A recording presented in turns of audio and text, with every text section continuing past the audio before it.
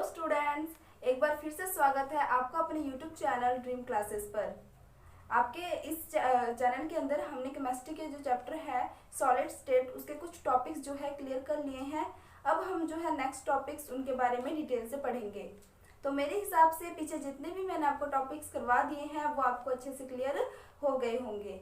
अब जो आपका टॉपिक है वो है क्रिस्टलों में दोष।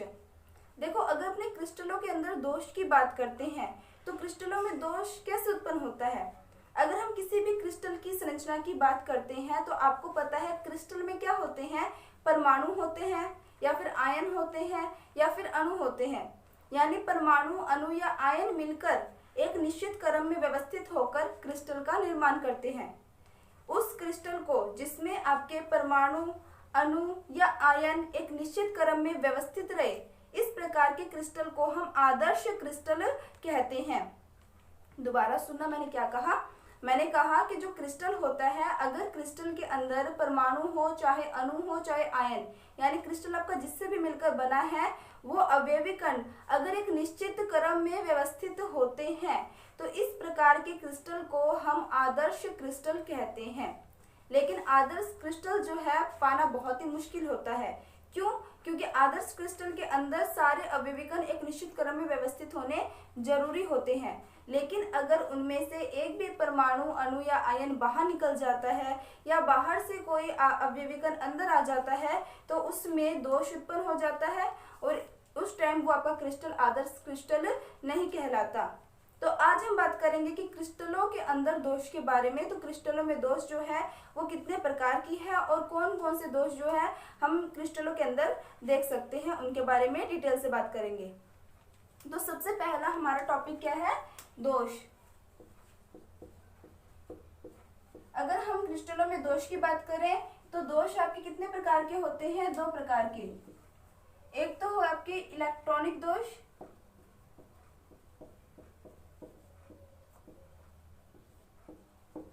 और सेकंड है आपके बिंदु दोष। अगर हम इलेक्ट्रॉनिक और बिंदु दोष की बात करें तो इन दोनों में क्या अंतर है समझना। इलेक्ट्रॉनिक दोष के अंदर क्या होता है, अवयवी कण, जैसे मान लो ये आपके पास क्या है, इस तरीके से आपने क्रिस्टल बना लिया, ठीक है। अब इस क्रिस्टल के अंदर इस तरीके से आपके अवयवी कण व्यवस्थित होते हैं। रफली बता रही हूँ आपको, ठीक है। जब इस क्रिस्टल में से जब एक अवयवी कण, मान लो यहाँ पे जो आपका अवयवी कण है वो आपका बाहर निकल जाता है, जब एक या दो अवयवी कण बाहर निकल जाते हैं और जो दोष उत्पन्न होता है उसे हम बोलते हैं बिंदु दोष। क्लियर बात। लेकिन जब इलेक्ट्रॉनिक दोष की बात करते हैं तो इसमें पूरी की पूरी पंक्ति है ना, वो पूरी की पूरी पंक्ति ही बाहर निकल जाती है। क्लियर बात। यानी इलेक्ट्रॉनिक दोष और बिंदु दोष में क्या अंतर है तो सुनना। इलेक्ट्रॉनिक दोष वो दोष होता है जब क्रिस्टल में पूरी की पूरी पंक्ति या तो बाहर निकल जाए या बाहर से कोई एक्स्ट्रा पंक्ति आ जाए, तो उस टाइम जो दोष उत्पन्न होता है उसे हम बोलते हैं इलेक्ट्रॉनिक दोष। और अगर बिंदु दोष की बात करें तो बिंदु दोष के अंदर एक या दो से तीन अधिक होगा, लेकिन एक पंक्ति कभी नहीं।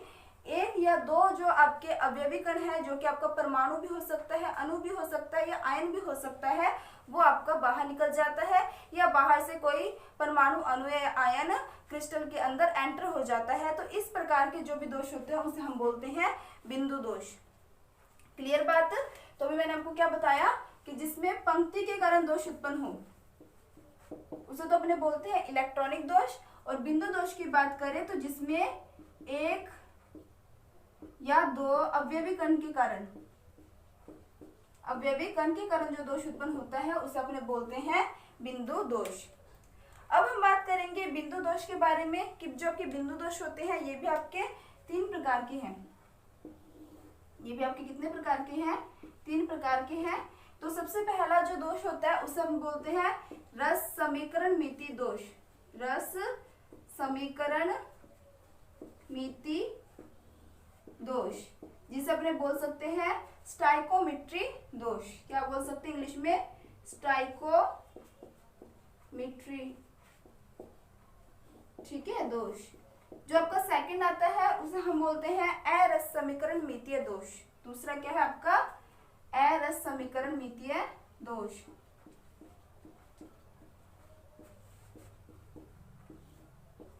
समीकरणमिति दोष, या फिर इसको अपने बोल सकते हैं नॉन स्टाइकोमेट्री दोष।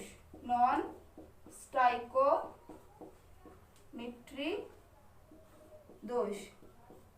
और जो आपका थर्ड आता है इसके अंदर, उसे हम बोलते हैं अशुद्धता दोष। थर्ड क्या है आपका यहाँ पर? अशुद्धता दोष।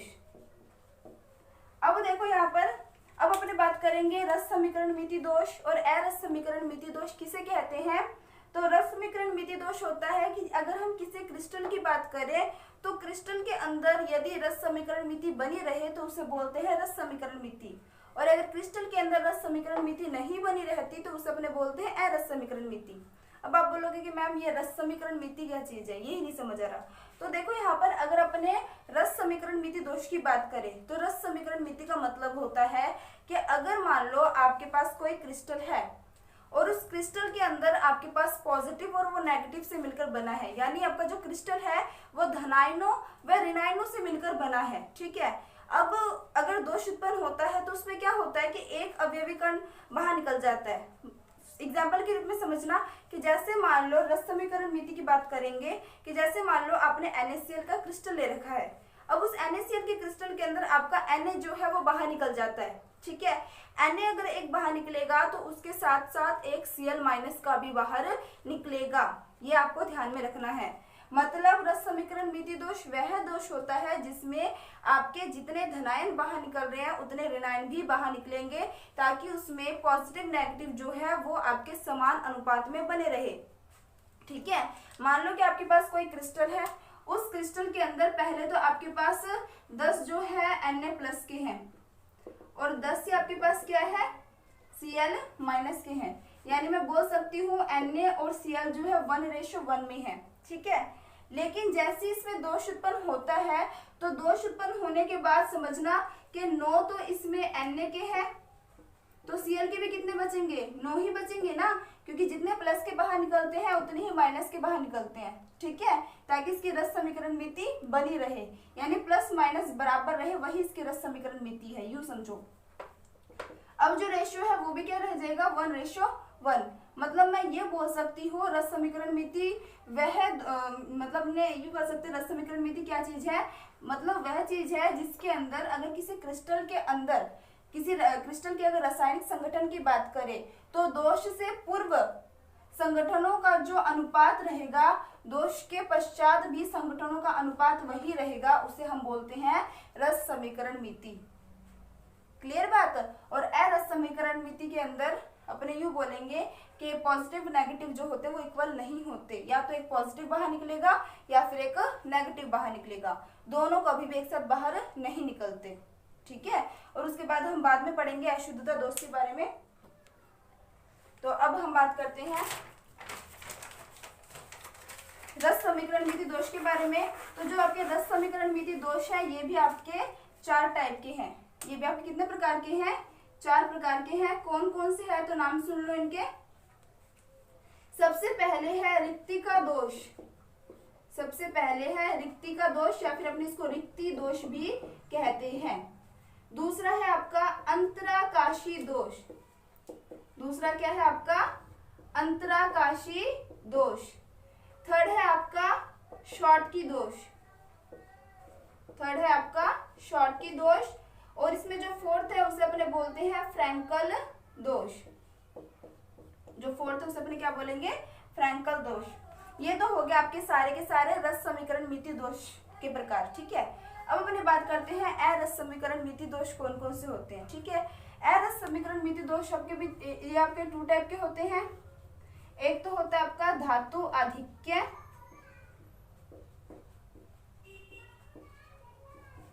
और एक है आपका धातु न्यूनता। एक तो है आपका धातु आधिक्य और एक है आपका धातु न्यूनता। अब धातु आधिक्य की बात करें तो मैंने आपको पीछे वाली जो वीडियोस है उसमें भी बताया था कि धातु आधिक्य का मतलब होता है कि जब कोई भी परमाणु इलेक्ट्रॉन त्यागने की क्षमता रखता है, यानी जब उसमें क्या बनता है? पॉजिटिव आयन बनता है, तो उसे अपने धातु आधिक्य बोलेंगे। यानी धातु अधिक्य का मतलब सीधे से मतलब ये है कि धनायन का क्या हो, अधिक्य हो, ऋणायन की क्या हो, न्यूनता हो। ठीक है, तो धातु अधिक्य के अंदर क्या होता है, धनायन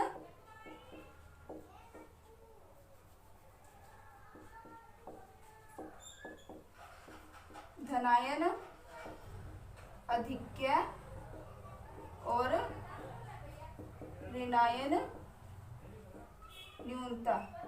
ठीक है, ऐसे ही धातु न्यूनता की बात करें तो जहां पे अपने धातु न्यूनता की बात कर रहे हैं तो वहां पे क्या हो जाएगा कि आपका न्यूनता है, धातु की कमी है, यानी पॉजिटिव आपके कम बनेंगे और नेगेटिव आपके ज्यादा। तो यहाँ पे अपने लिख सकते हैं धनायन न्यूनता ऋणायन अधिक्य। ठीक है, तो ये था आपका दोष। अब हम इनके बारे में भी डिटेल से पढ़ेंगे, तो आप जल्दी से इसका स्क्रीनशॉट ले सकते हो।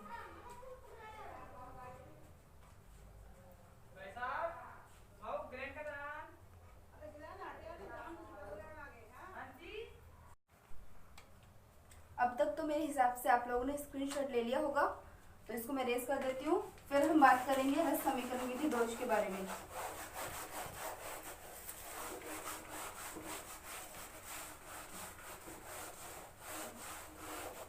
तो अब जो हमारा टॉपिक है वो है रस समीकरण मिति दोष।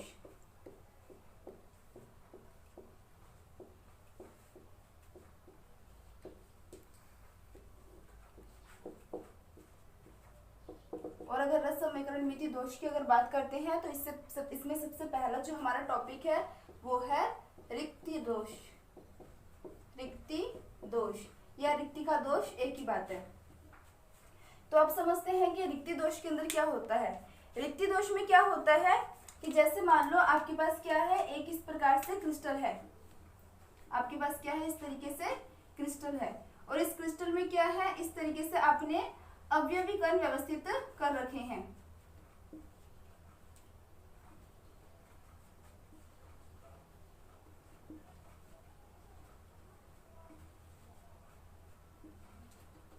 तो देखो यहाँ पर रिक्ति दोष के अंदर क्या होता है, रिक्ति दोष में जब क्रिस्टल में से अवयवी कण अपना निश्चित स्थान छोड़कर बाहर निकल जाए तो उस टाइम या उस प्रकार के दोष को हम क्या बोलते हैं, रिक्ति दोष बोलते हैं। जैसे मान लो यहाँ पर आपके पास क्या था, अवयवी कण था।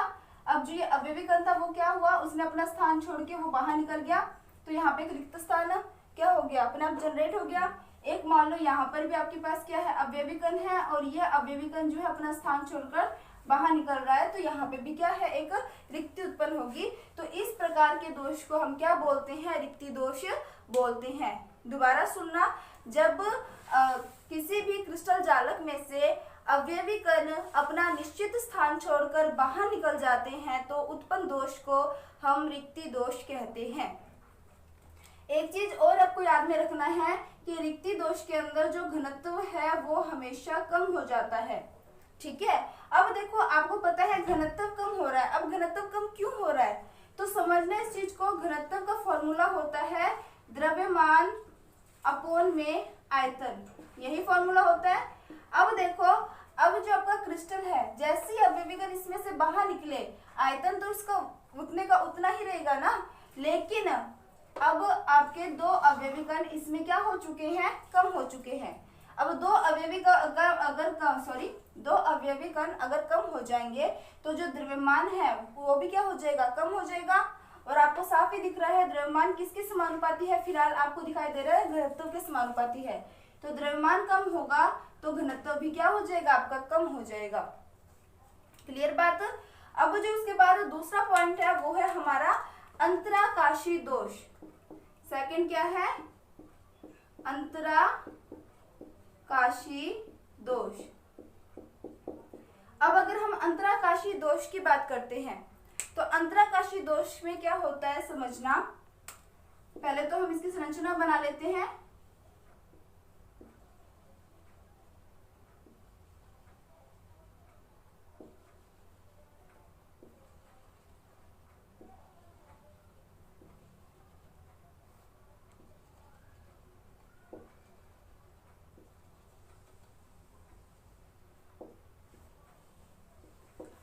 ये जो आपका क्रिस्टल बन रहा है, इस क्रिस्टल में जो आपको ये स्पेस दिखाई दे रहे हैं ना, इन स्पेस को हम बोलते हैं अंतराकाशीय स्थल। क्या बोलते हैं इनको हम?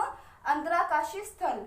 अब अंतराकाशीय दोष में क्या होता है कि जब अवयवी कण आपके बाहर से अंतराकाशीय स्थल में आ जाते हैं तो इस प्रकार से उत्पन्न दोष को हम अंतराकाशीय दोष कहते हैं।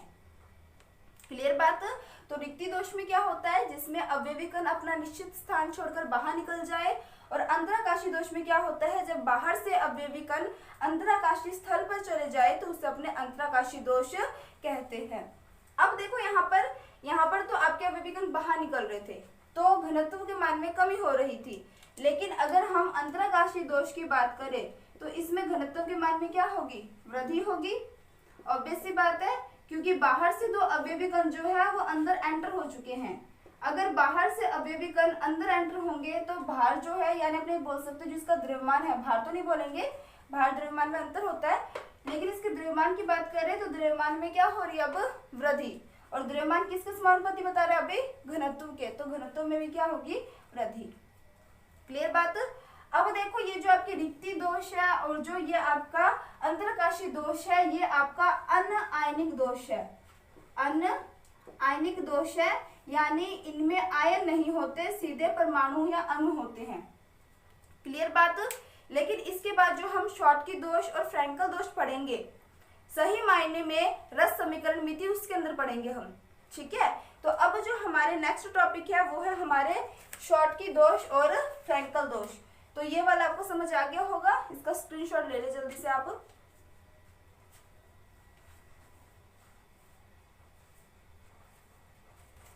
ले लिया होगा अब तक?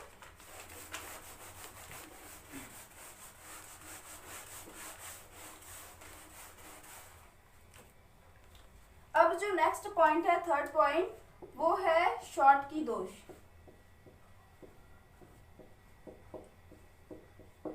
कौन सा दोष है? शॉर्टकी दोष। अब देखो अगर हम शॉर्टकी दोष की बात करें, ठीक है, तो शॉर्टकी दोष की संरचना में आते सबसे पहले शॉर्टकी दोष और फ्रैंकल दोष। पहली बात तो ये आयनिक है, यानी इसमें पॉजिटिव और नेगेटिव बनते हैं। ठीक है, तो इस तरीके से देखना, आपके पास A plus B minus, A plus B minus, इस तरीके से आपको व्यवस्थित करना है।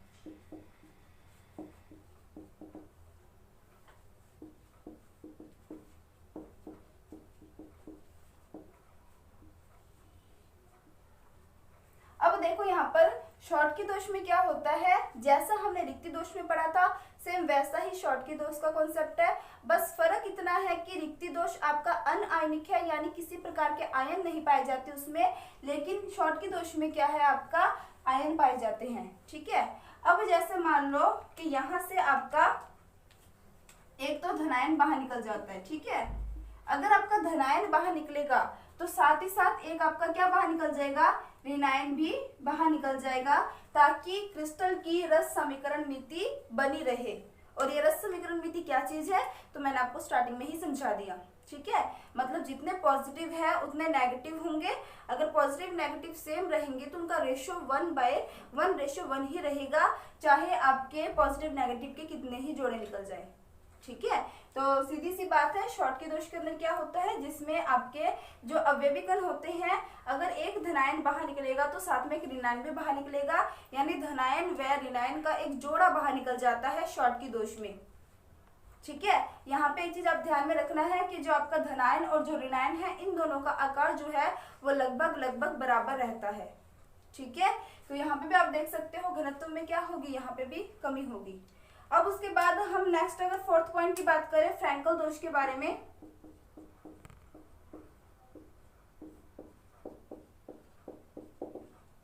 अगर अपने फ्रैंकल दोष की बात करते हैं तो फ्रैंकल दोष के अगर अपनी संरचना बनाए तो इस तरीके से संरचना बन जाएगी। पहले तो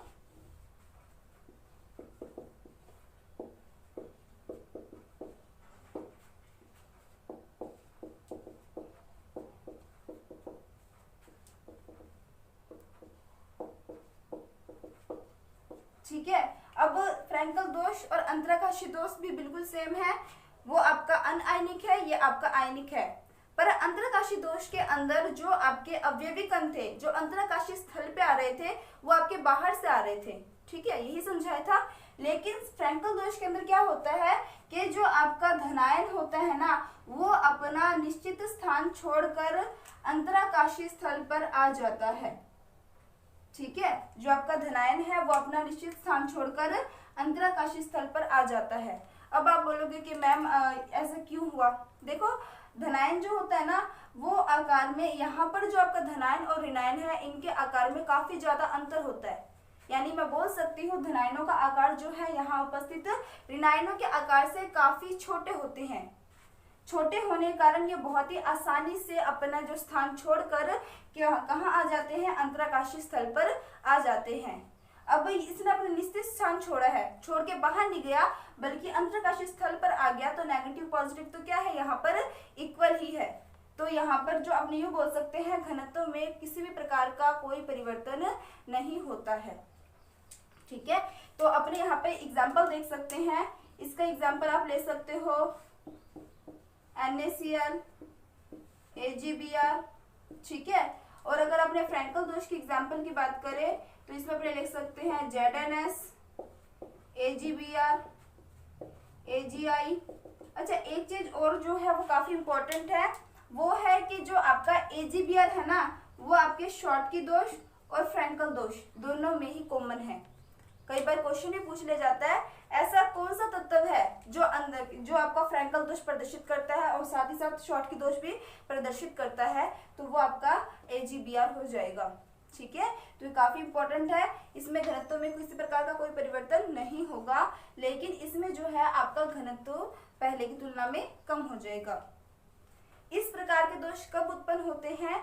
क्योंकि इन सभी का आकार जो है लगभग बराबर होता है। ठीक है, आप यूं समझो कि मान लो एक बस है, ठीक है, उस बस में जो यात्री बैठे हैं वो संख्या में क्या है, काफी है, और सभी जो है आकार में बड़े हैं, यानी सभी जो है बराबर है, युवा है। ठीक है, अब आपको पता है अगर बस में भीड़ होगी तो सारे सोचेंगे कोई एक बाहर निकल जाए तो आराम से रह जाएगा।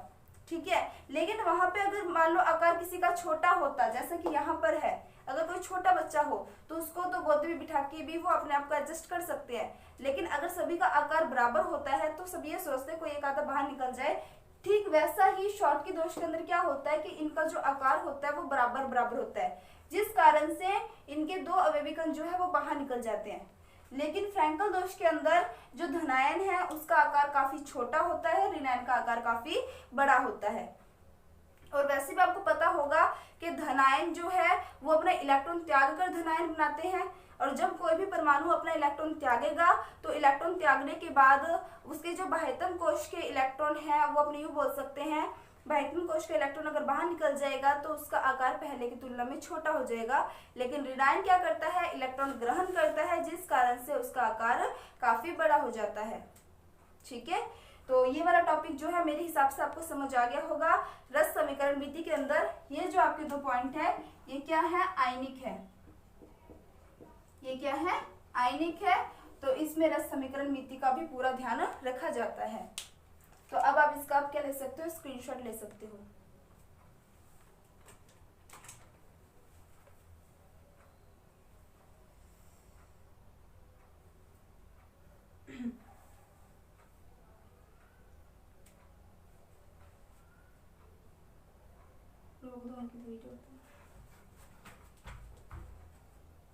कितने मिनट की वीडियो?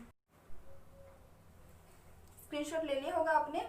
तो यहाँ तक जो है आपको अच्छे से क्लियर हो गया होगा। फिर भी कोई डाउट रह जाता है तो आप कमेंट कर सकते हैं। वीडियो पसंद आए तो लाइक शेयर करना, और चैनल पे नए हैं तो चैनल को सब्सक्राइब करना मत भूलना। Thank you.